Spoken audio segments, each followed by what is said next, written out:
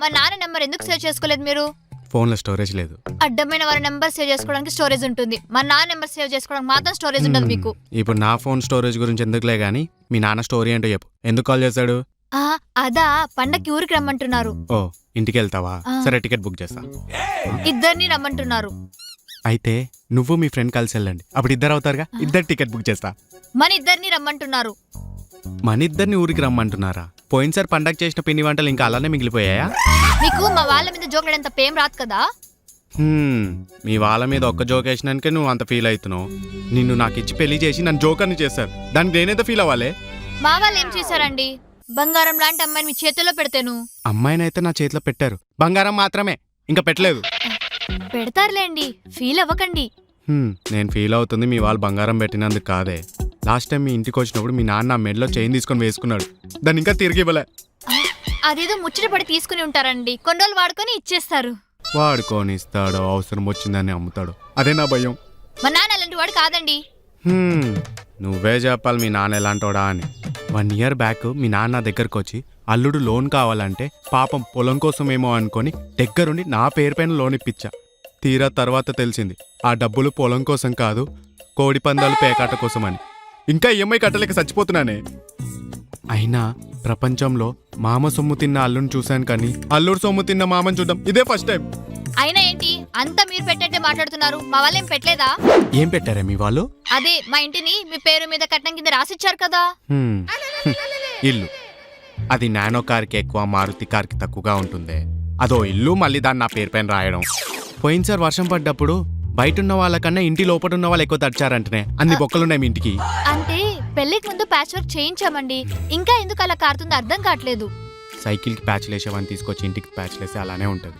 అయినా ప్యాచ్ లేసినంత మాత్రాన బూత్ బంగ్లా ఫలక్నామా ప్యాలెస్ అవుతుందా? పురాణ వస్తువులు సేకరించే వాళ్ళు ఇంకా చూడలేదు కాబట్టి సరిపోయింది, కానీ లేకపోతే ఈ పార్టీకి మీ ఇంటిని మ్యూజియంకి షిఫ్ట్ చేసేవాళ్ళు. మా ఇంటిని ఏమనకండి, అది మా అమ్మిల్లు.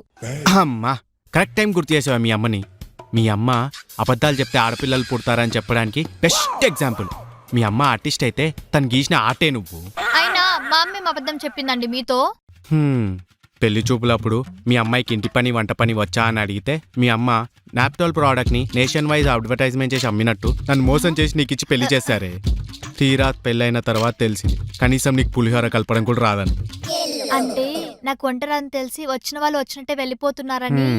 అదేలే, రాత్రిపూట మిగిలిపోయిన అన్నాన్ని పొద్దున్నే బిచ్చగాడికి వేసినట్టు నిన్నెవ్వ చేసుకోవట్లేదని నిన్ను నాకిచ్చి పెళ్లి చేశారు. అవన్నీ ఎందుకులేండి ఇప్పుడు. అయినా మీరు టాపిక్ మారుస్తున్నారు. మీరు నాతో పాటు ఊరికి వస్తారా రారా? అవసరమైతే చేయని నేరానికి జైలుకైనా వెళ్తాను, కానీ నీతో పుట్టినికి మాత్రం రానే. అలా కాదండి, వాళ్ళంత ప్రేమగా పిలిచినప్పుడు వెళ్ళకపోతే బాగోదు. పులి ప్రేమగా పిలిచింది కదా అని లేడీ లంచ్కి వెళ్తుందా? లేదు కదా, ఇది అంతే. అయినా సతీ సమేతంగా వెళ్ళడానికి అదేమన్నా పుణ్యక్షేత్రమా? నీ పుట్టినిల్లు వెరీ డేంజరస్, అస్సలు రాను. మీరు రాకపోతే నేను రేపటి నుంచి మీతో మాట్లాడను. మాట్లాడకు, మరీ మంచిది. ఇంట్లో వంట కూడా చెయ్యను. స్విగ్గీలో ఆర్డర్ పెట్టుకుంటా. ఇంట్లో ఏ పని చేయనండి. పని మనిషిని పెట్టుకుంటా. పెట్టుకోండి, నేను బట్టలన్నీ సర్దుకొని మా పుట్టింటికి పోతాను. మీరు కాల్ చేసి పిలిచేదాకా రాను. అరే మావా, నా పిల్లం పుట్టింటికి వెళ్తుందంట, మన వాళ్ళందరిని తీసుకొని మా ఇంటికి వచ్చి పార్టీ చేసుకుందాం.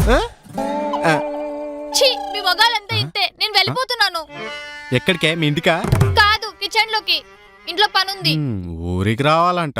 ఊరికి అదేమన్నా గోదావరా రాజమండ్రా? తొక్కలో తాటికూరు ఆ ఊరుందని చెప్పేసి ఆ పక్క ఊరోళ్ళు కూడా తెలీదు. మళ్ళా నేను ఆ ఊరికి వెళ్ళాలంట. బొక్కలే.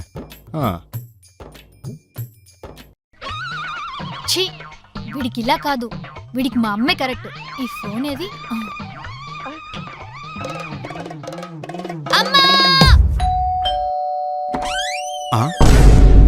అత్తయ్య, మీరేంటి ఇన్కమ్ ట్యాక్స్ వాళ్ళు రైడ్కి వచ్చినట్టు ఇంటిమేషన్ లేకుండా ఇంటికి వచ్చారు? కొన్ని లెక్కలున్నాయి, తేల్చుకుందామని వచ్చా.